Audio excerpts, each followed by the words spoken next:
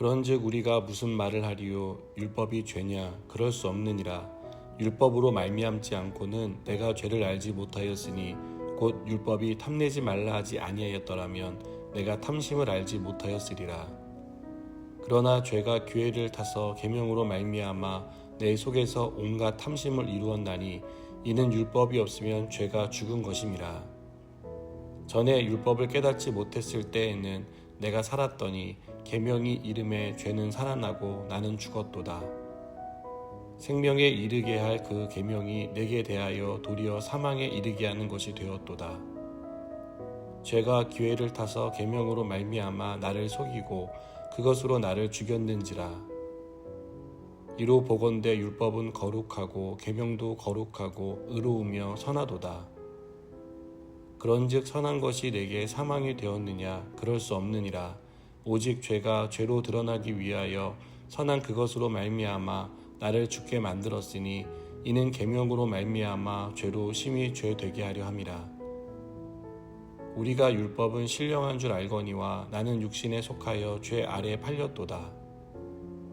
내가 행하는 것을 내가 알지 못하노니 곧 내가 원하는 것을 행하지 아니하고 도리어 미워하는 것을 행함이라.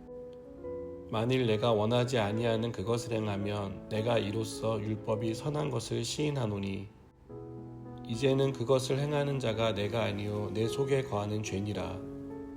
내 속 곧 내 육신에 선한 것이 거하지 아니하는 줄을 아노니 원함은 내게 있으나 선을 행하는 것은 없노라. 내가 원하는 바 선은 행하지 아니하고 도리어 원하지 아니하는 바 악을 행하는도다. 만일 내가 원하지 아니하는 그것을 하면 이를 행하는 자는 내가 아니요 내 속에 거하는 죄니라. 그러므로 내가 한 법을 깨달았노니 곧 선을 행하기 원하는 나에게 악이 함께 있는 것이로다. 내 속사람으로는 하나님의 법을 즐거워하되 내 지체 속에서 한 다른 법이 내 마음의 법과 싸워 내 지체 속에 있는 죄의 법으로 나를 사로잡는 것을 보는도다. 오라 나는 공고한 사람이로다. 이 사망의 몸에서 누가 나를 건져내랴. 우리 주 예수 그리스도로 말미암아 하나님께 감사하리로다. 그런즉 내 자신이 마음으로는 하나님의 법을 육신으로는 죄의 법을 섬기노라. 아멘.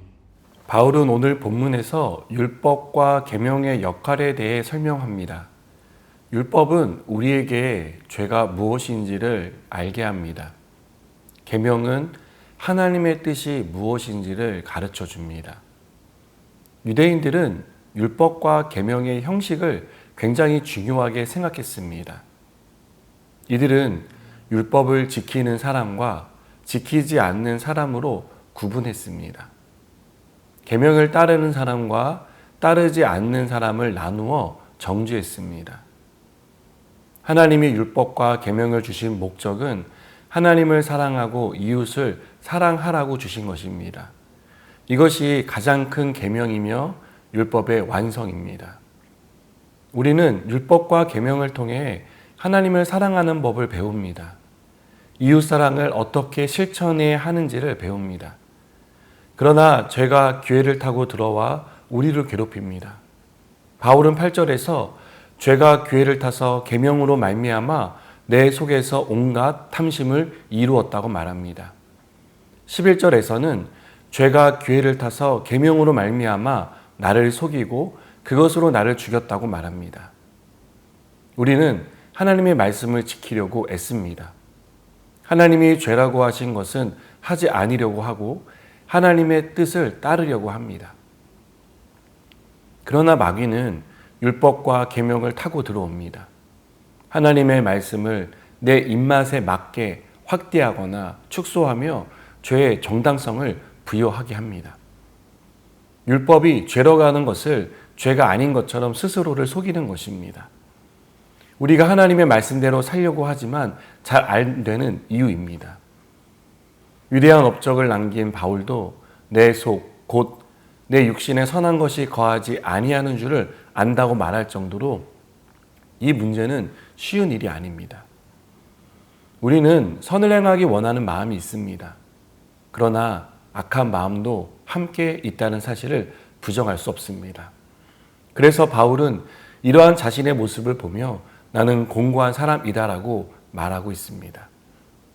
우리는 하나님을 사랑하고 이웃을 사랑하라는 계명을 듣고 실천해야 하지만 우리 속에 이 계명을 우리 입맛대로 재해석해서 적용하려는 악한 마음을 가지고 있습니다. 나와 친분 관계에 있는 사람, 내가 인정할 수 있는 범위 내에 있는 그런 사람의 한정에서 이것을 적용하려고 하기 때문입니다. 이 범위에서 벗어난 사람은 내가 사랑해야 할 대상에서 제외됩니다. 사랑을 말하면서 미움과 시기가 공존하기도 합니다. 이는 우리의 모습을 보며 내가 이것밖에 안 되는구나 라는 생각을 얼마나 많이 하게 되는지 모릅니다. 구원받았고 하나님의 말씀도 알지만 우리는 여전히 미성숙하고 부족합니다.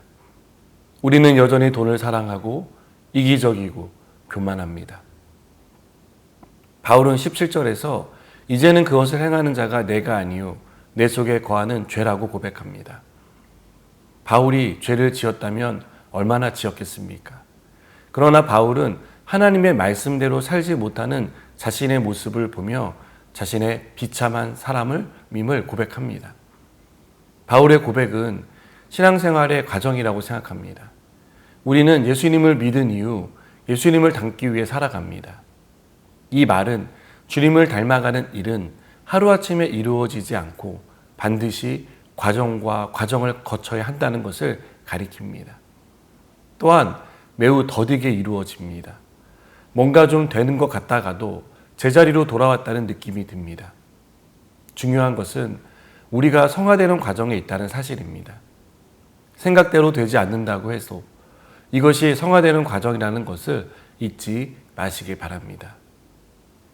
하나님은 하나님의 사람으로 변화되도록 이끌어 주십니다.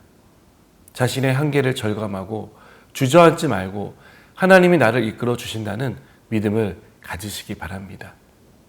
그래서 바울이 8장 1절에서 그러므로 이제 그리스도 예수 안에 있는 자에게는 결코 정죄함이 없다고 고백한 이런 고백을 하게 되는 저와 여러분이 되기를 바랍니다. 기도하시겠습니다. 하나님, 우리는 우리 안에 선한 것이 거하지 않는 것을 봅니다. 그것 때문에 늘 좌절하고 실망합니다. 그러나 주님께서 우리를 다시 일으키시며 주님께서 우리를 새롭게 하신다는 사실을 잊지 않게 하여 주시옵소서. 예수님의 이름으로 기도드립니다. 아멘.